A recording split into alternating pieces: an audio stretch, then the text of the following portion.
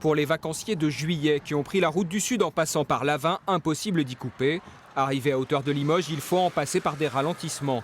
Une portion de l'autoroute est fermée sur sa partie urbaine à cause d'un problème sur le chantier d'une passerelle.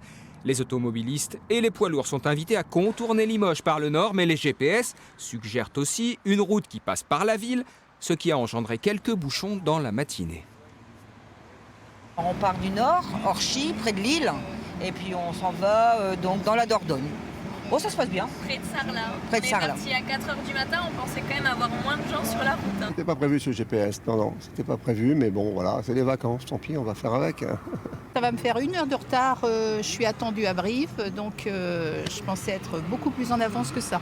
Les premiers itinéraires des GPS étant saturés, les véhicules toujours guidés par l'électronique s'aventurent dans le quartier de la Batide. C'est Waze qui nous pilote. On le suit totalement. Et puis on va s'arrêter manger d'ailleurs. Donc on lui a demandé aussi où aller manger. Globalement, pour ce premier grand départ en vacances avec très peu de trafic local, les touristes ont pu circuler. On a pris l'autoroute demain jusque-là, quoi. Ok, ça roule bien ? Ça va, pour le moment, ça va, ouais. Ça roule sur la route du Sud, mais pour l'autoroute bloquée, le problème reste entier. Le dernier communiqué de la préfecture indique qu'en l'état, la sécurité des usagers n'est pas assurée.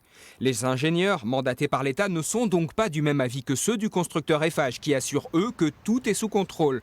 Mais impossible de savoir précisément quels sont les points de désaccord. Les usagers, ceux du quotidien comme ceux de passage, ne peuvent que patienter.